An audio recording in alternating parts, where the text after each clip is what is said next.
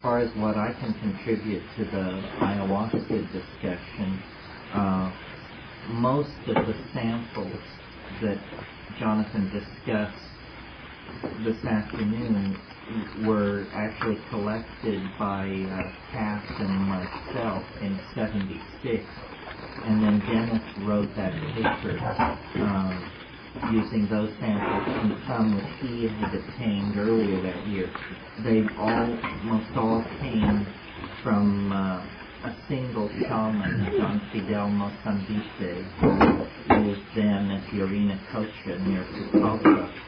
We bioassayed all those brews, and they were very strong. When I began making my own ayahuasca, I used those experiences as the benchmark for what I was trying to achieve with my own brews.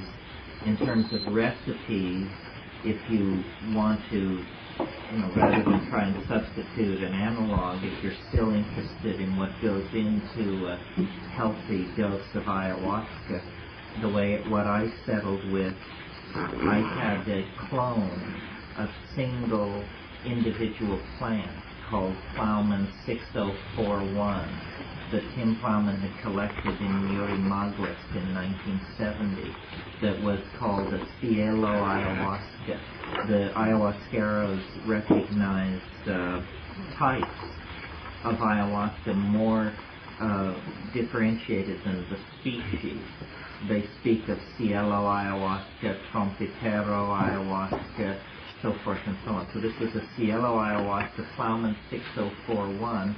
I grew it for many years, and when I made ayahuasca, I used 500 grams of fresh material per dose and 85 grams of fresh Psychotria viridis per dose. And then prepared it in the standard way, which is to boil the total volume of crushed ayahuasca and Psychotria viridis. You make it in a non-aluminum pot. You don't use aluminum utensils because the aluminum is reactive and will mess with the effectiveness of the ayahuasca.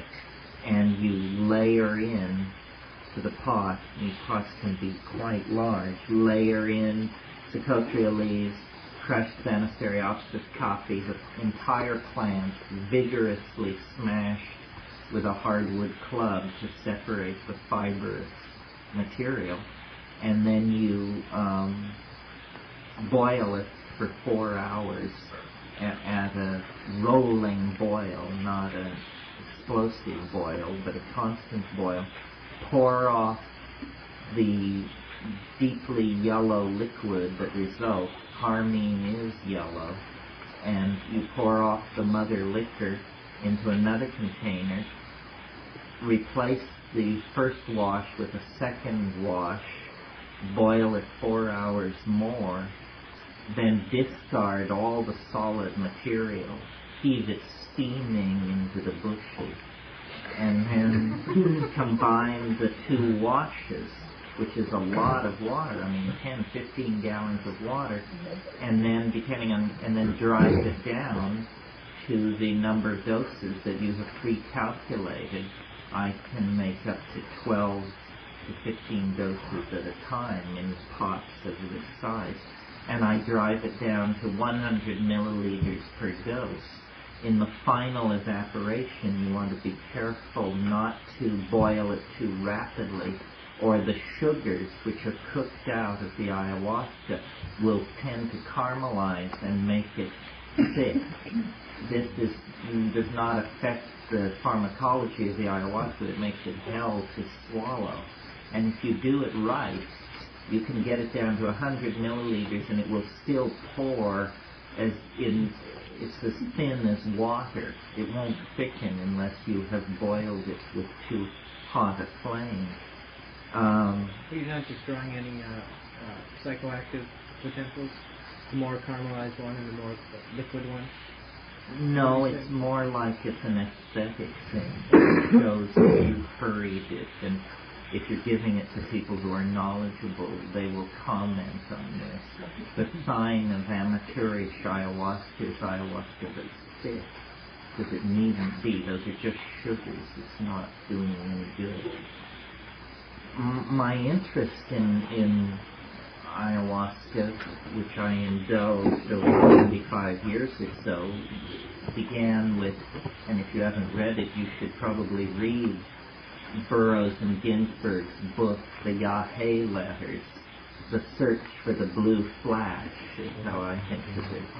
And it sort of initiates the modern era of writing about ayahuasca. The most recent interesting book about ayahuasca, other than Eduardo's commentaries on the paintings of Pablo Amaringo, is probably Michael Taustig's book, Shamanism, Colonialism, and the Wild Man, which is just a wonderful book.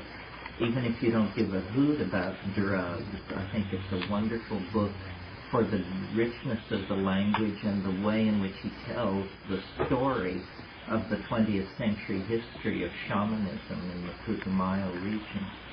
But my interest in ayahuasca was the same interest that many of the early ethnographers and anthropologists were motivated by, which was persistent rumors of group states of mind.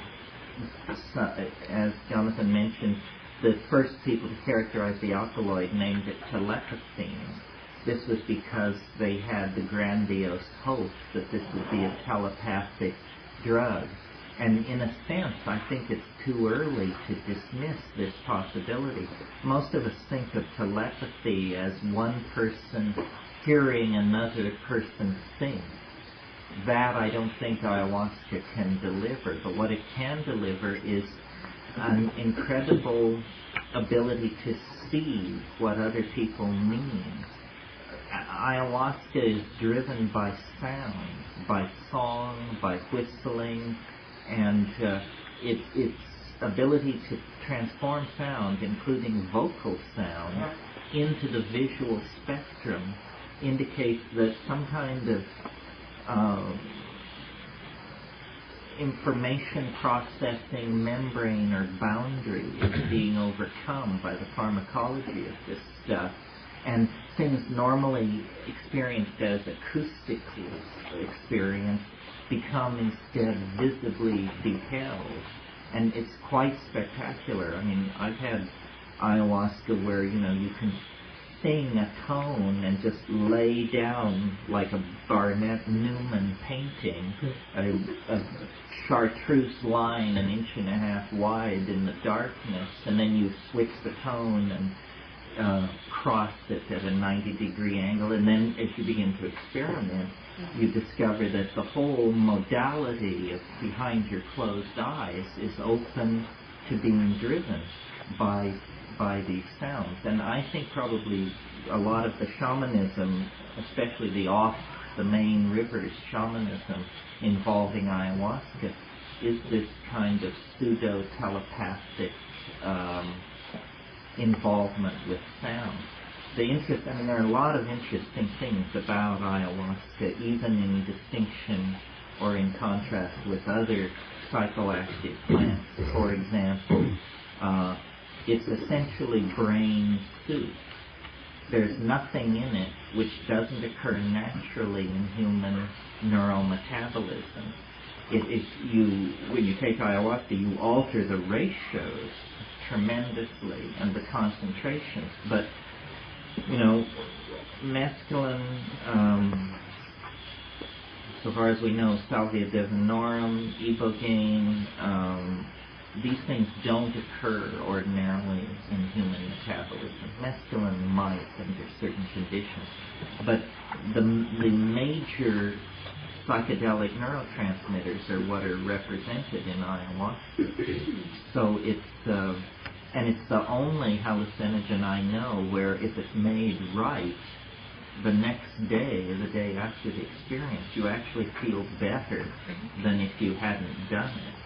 I mean, even with mushrooms, which are dear to my heart, the day afterwards I tend to keep the phone unplugged and to, hot baths and this and that. But on ayahuasca, you're just ready for action at 4 o'clock the next morning if necessary. And the hallucinations are extraordinary. They seem to occur, in a way it seems more versatile than psilocybin. The hallucinations can range over a wider range. I mean, they can be anything from nature-based, botanical, insectile, to just, you name it.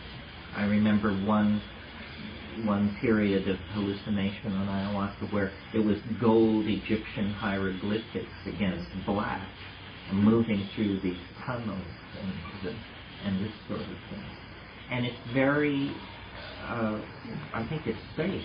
It's probably used by more people than any other psychedelic plant cult in the world, if you don't consider cannabis a plant cult. And as a strong hallucinogen, in Colombia, Ecuador, Peru, down into Bolivia, and then it's made inroads in the 20th century in a big way into Brazil, portions of Argentina, and then more sophisticated populations all over the world are getting wind of this. Are there any questions about it? Will it grow in like Panama and the Bahamas? Oh yeah, it'll grow. It grows well in Hawaii. It could. Many plants have more restricted ranges than their natural capacity. Most plants have not occupied their full range. This is a consequence of the glaciers only having melted 20,000 years ago.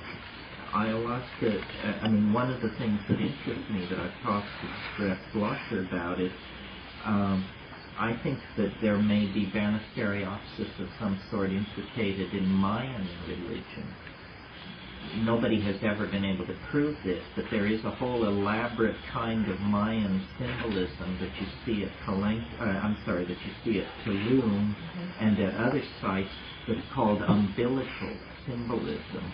And I think these things that have been taken for umbilical cords are probably vines of some sort.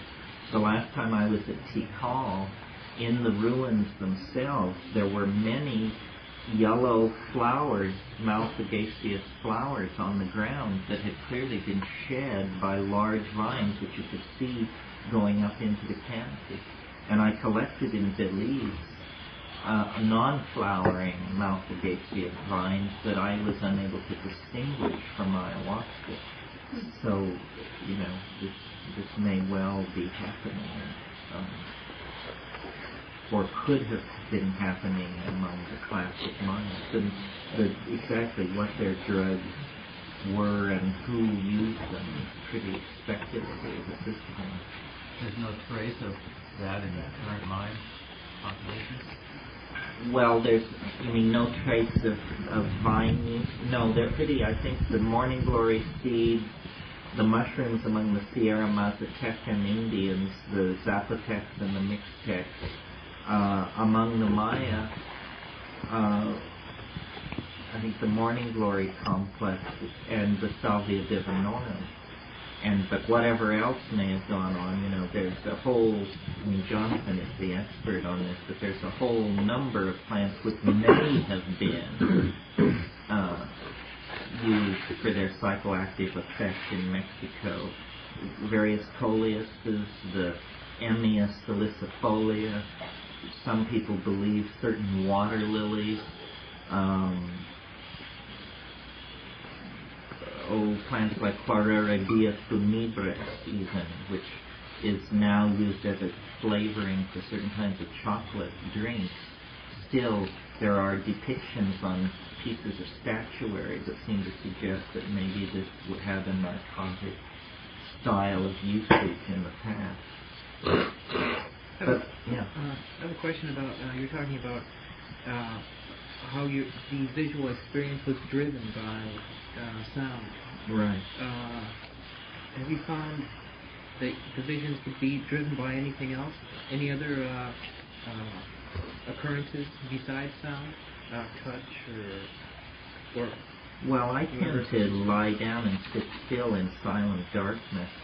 I suppose cannabis helps most of these things. But really, the ayahuasca is extraordinary. The last time I took it was in a non-traditional setting, but with one other person, and sitting in completely silent darkness. And this guy had these Tibetan chimes, the kind you strike with a piece of deer horn, and it would be completely silent, and he would strike this thing, and it would form a piece of jewelry or a thing like a machine in the air, just this thing, and this thing would come into being as long as the sound was there, and then it would disappear, and then he would make another one, and it was very clear that we were seeing the same thing, because I commented on it and said and described what I was seeing, and it looked like a little thing made out of iridescent titanium with brass connectors, and it was like an enormous laurel birch earring or something like that. It's a very specific kind of object. I think these things are very mysterious. I mean, it was a pity that Rocio's English didn't allow a real discussion of these stories about the people who disappear for days and weeks on end, who go into a parallel world. Because, if you just think these Aboriginal people are ignorant savages, well, then you can just dismiss it. But if you have gotten this far on the premise that shamans know what they're talking about, well, then you have to take very seriously this more outlandish stuff. Where do you draw the line, And ayahuasca is, Eduardo Luna, who some of you know, is very keen to insist that what ayahuasca is really about is where you get on it if you keep these diets for weeks and months and then take it repeatedly over and over in these situations of sensory deprivation. And I think these people are basically erasing ordinary linguistic structures, and they live in a world half, perhaps more than half, hallucination. And their fears of magical attack and their relationships to invisible beings and all this is a kind of, I suppose, in Western terms, the only thing you could say is it's a kind of self-generated, self-controlled schizophrenia. But that's just the word, schizophrenia. I mean, what it is it's a self-generated, self-controlled immersion in a non-causal, parallel construct of some sort. And the reason shamans live in isolation and on the periphery of modern and high-density urban civilization is essentially so that they can build these castles in the air that they inhabit. They build unique mythological structures that are like accretions of their very powerful personalities. That's what all this storytelling is about. These stories are the contextual, define the contextual limits of what is possible. And if you live in a culture where night after night, year after year, you've grown up around the fire, hearing the most respected people in the group tell these outlandish stories, then for you it legitimizes the search for a doorway out of mundane experience. And that's really the only precondition for finding such a doorway. I mean, if you love the weird and you probe it often enough, deeply enough, eventually you'll hit the jackpot, and the door will swing open. And ayahuasca is definitely very effective for doing that. Yeah. I guess the Icaros really generate a lot of visions, the song sung, and some of those are available on cassette. Do you think that kind of visionary generation would come through in a cassette if you did an ayahuasca analog and if you played one of these tapes? Yeah, I mean, if you listen to music on ayahuasca, it transforms the music. You have to be very careful. I recall many years ago, it was the night of a total eclipse or some hellish thing in the sky, a total eclipse of some kind, and Sunwater and Adele, who some of you may know, and I decided that we would do this ayahuasca that I'd had in the back of the refrigerator for years, and this was like a long time ago, maybe 8 years ago, and I got it out, and I couldn't remember whether Don Fidel had said, always shake the bottle or never shake the bottle before you pour. So I said, well, to be safe, we should shake the bottle in case that's what he did say. So I did, and I've never had it hit me so hard. And I had put on a record which I had previously found mildly entertaining. And the goal of the first 40 minutes of this ayahuasca trip became to survive the playing of this record. I mean, it was so, I don't know. I've had other experiences. A friend of mine brought me a tape from tribal Afghanistan that I listened to one night in Hawaii on ayahuasca, and I became so alarmed and freaked out. And I could hear something in this music that just shouldn't have been there. I could hear that, this wasn't wizened ragheads in mud huts somewhere, that these guys had connections into the Martian Musicians Union and beyond. It was highly agitating. So I think the ayahuasca songs are probably tailored to create a certain aura of confidence, and they're reassuring. It's nice to sit with these old guys and watch them make beautiful music. And when you're alone, you can sing too. I mean, it's very important to sing, especially if you become afraid or alarmed.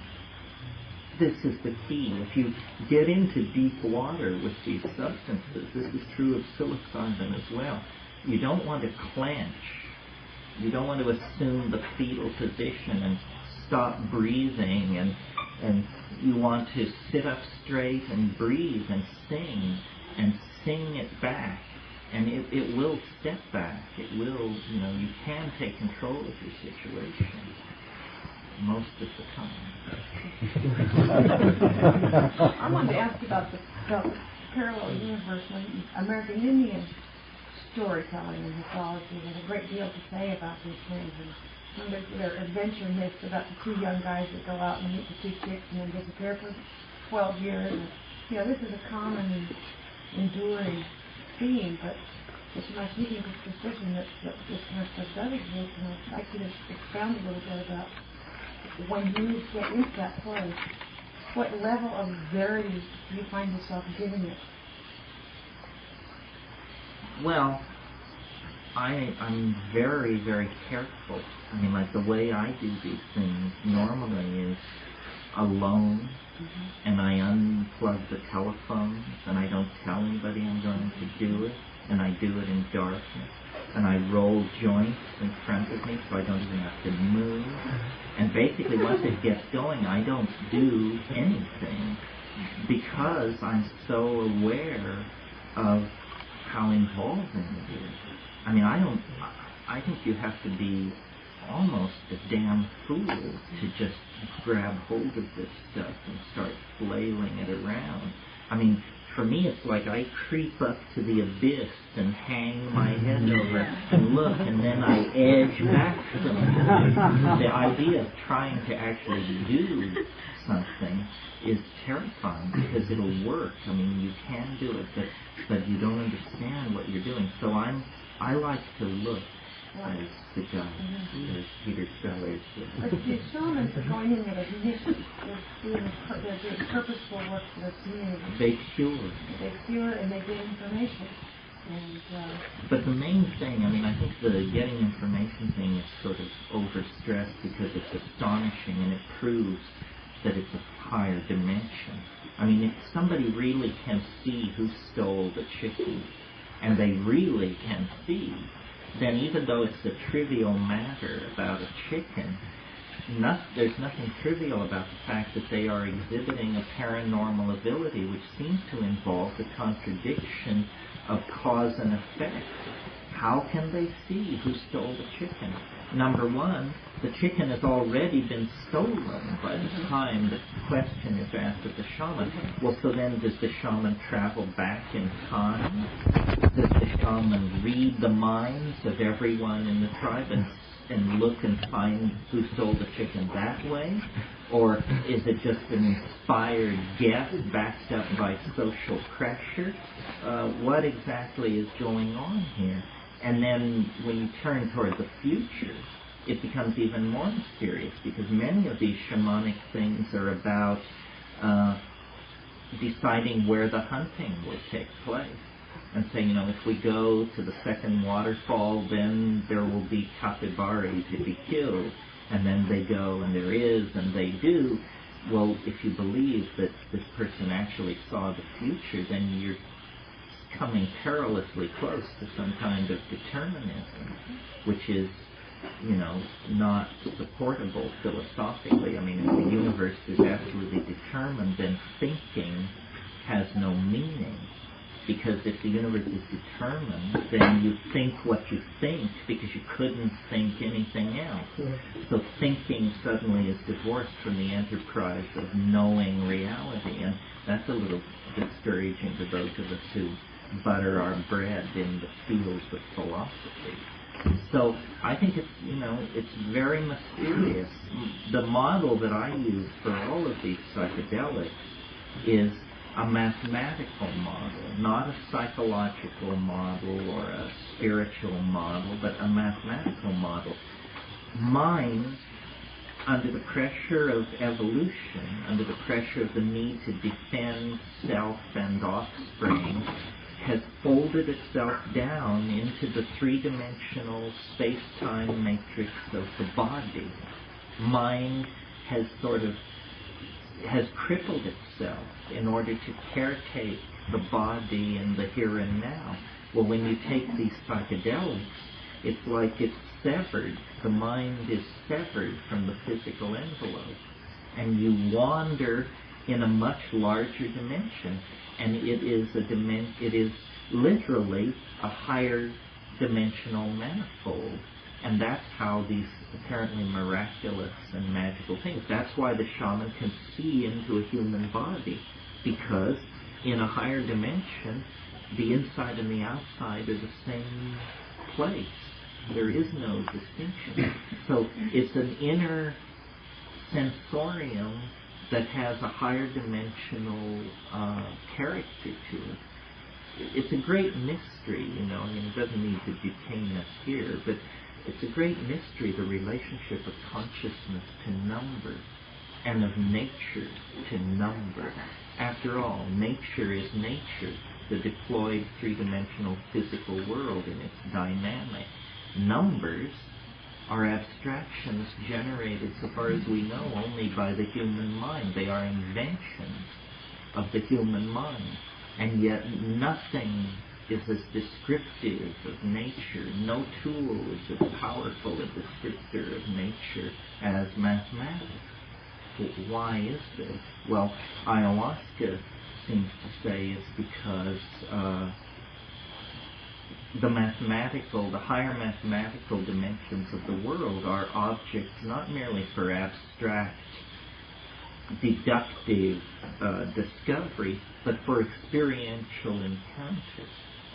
And then if this is true, then our world as we experience it in the here and now and day to day is hopelessly limited and circumscribed. And this is, a very limited world that we're operating in, inside our culture, inside our language, inside our body, and so forth and so on. And in the silence, in the darkness, swept away by these alien alkaloids and the plant mind behind them, you find out a truth that can barely be told. And most of it can't be told.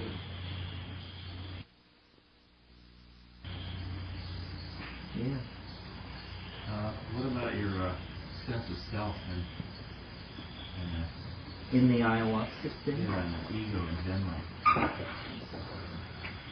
Well, I think that these things are very humbling. It's very hard to do if you have an ego that's very.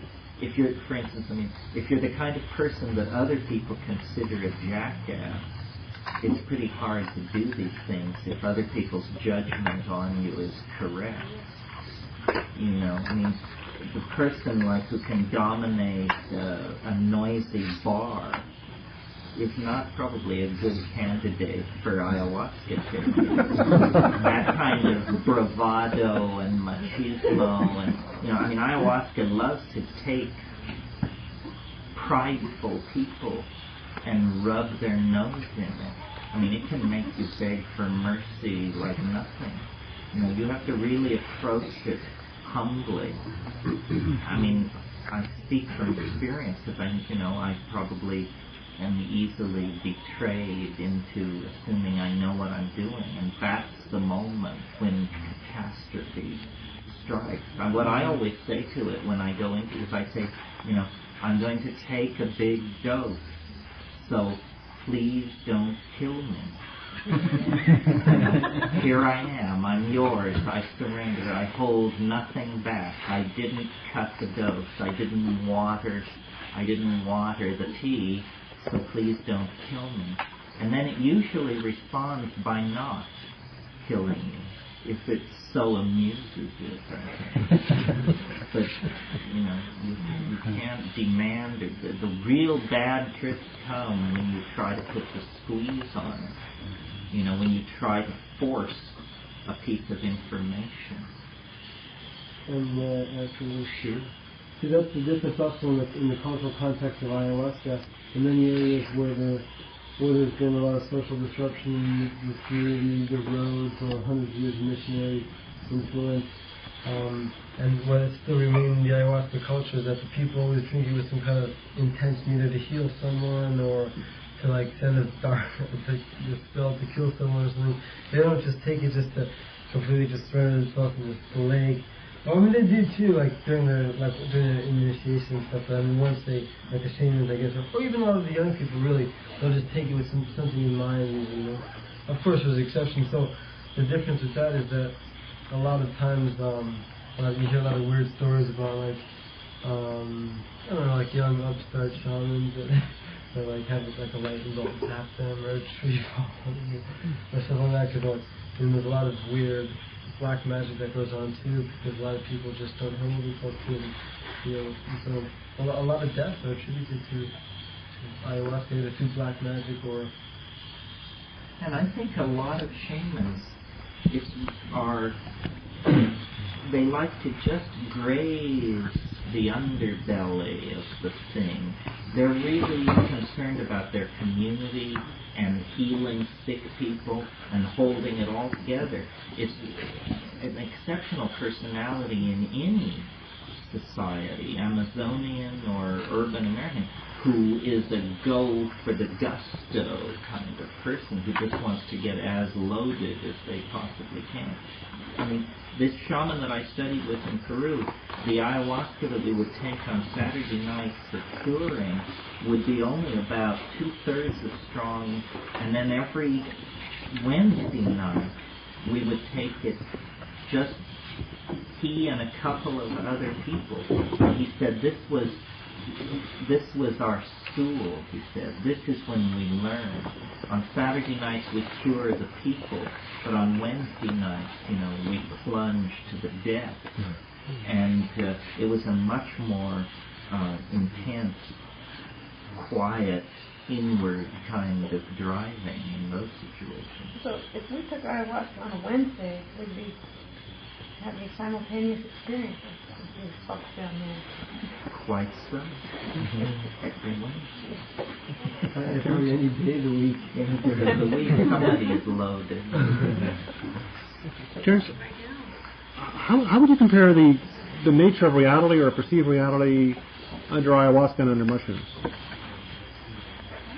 Well, The thing about psilocybin that is so extraordinary, and I think enough people have experienced this now that we can make a generalization about it, the mushrooms talk. They speak to you in your native tongue and at conversational speed, and it's, the damnedest thing. Until it happens to you, you can't imagine what somebody could be talking about. Once it happens to you, you know exactly what they mean. The mushroom is animate and articulate and also kind of extraterrestrial. Its hallucinations tend to the grandiose, the history-ending, the galactarian destiny that awaits the biological overmind. It's this ta-da, ta-da kind of thing. Ayahuasca is biological and organic, and you feel the spirit of the forest, like Rosia said. It's more feminine, and after a good ayahuasca trip, you feel like your eyes are just bugging out of your head because you've spent so much time looking. The language of ayahuasca is visual.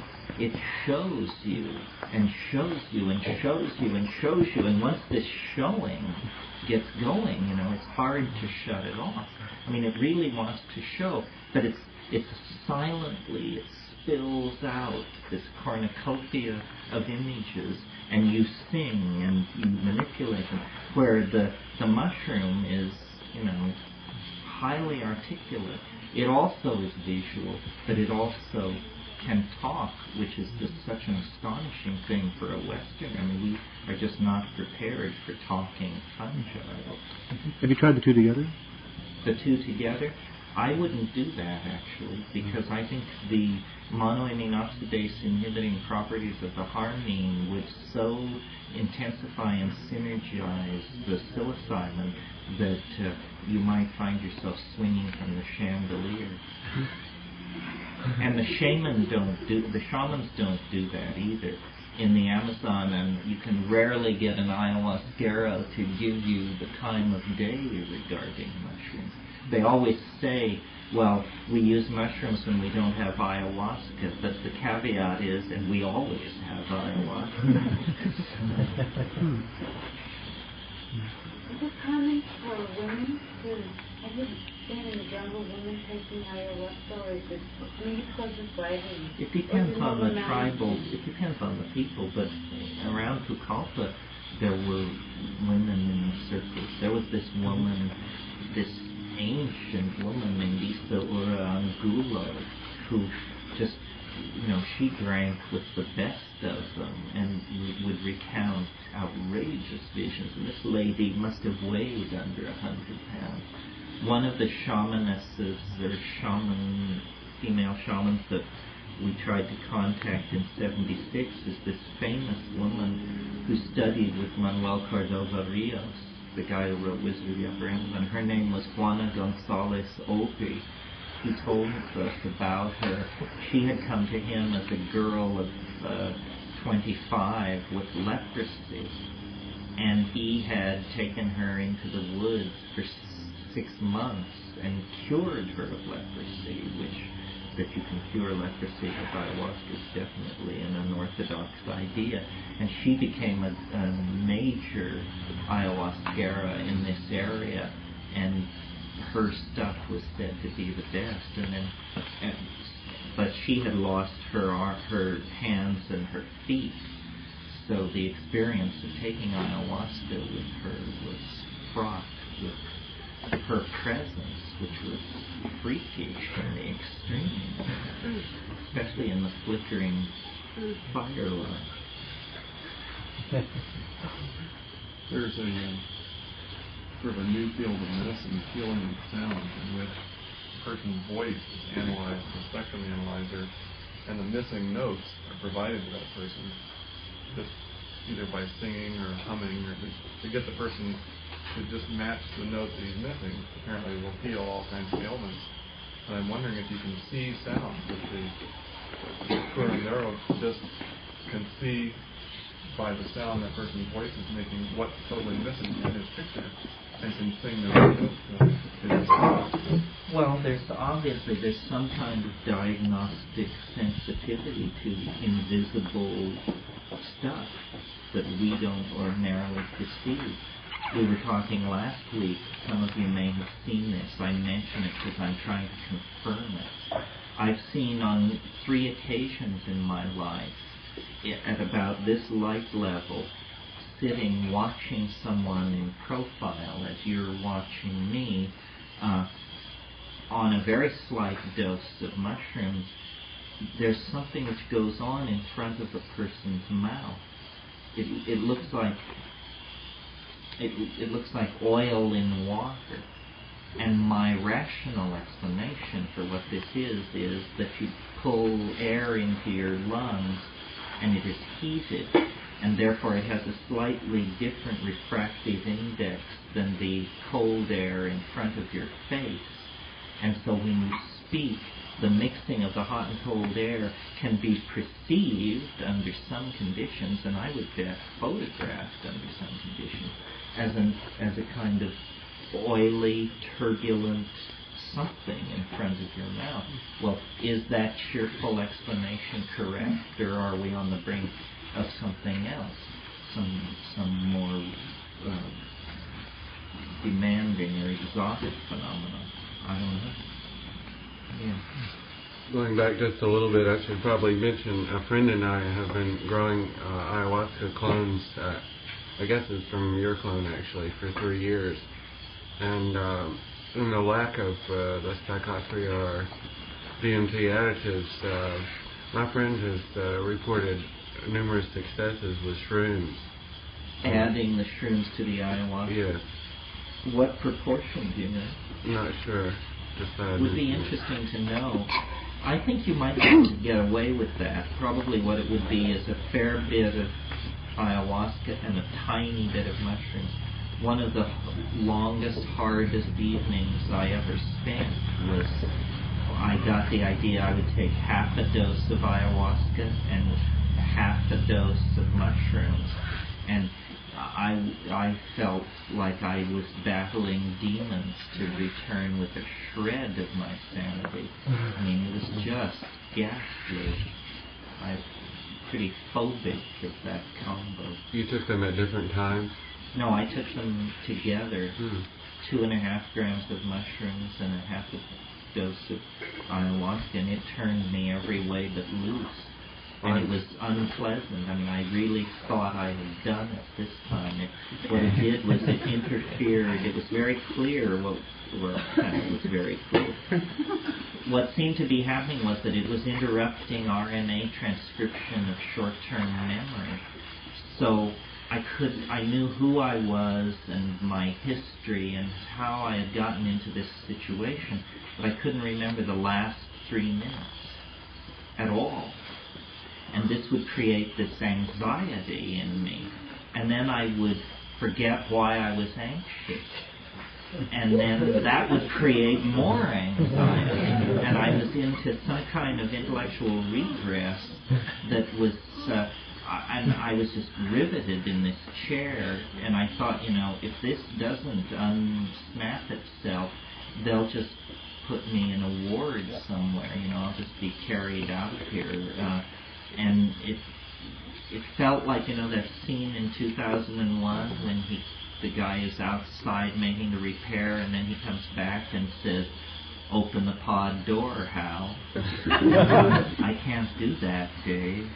Well, I could almost see the jammed enzymatic machinery in the synapse. I mean, I had this very clear vision of, oh God, it's gone down the wrong pathway. The degradative enzyme has somehow been locked out of the process. And here we are, folks, circling the airfield, running out of fuel, and zero visibility down below. And after about 2 to 3 hours of this, it abated. Well, you should show your slides. It doesn't preclude continuing this. It will just jack it to a higher level. Cool.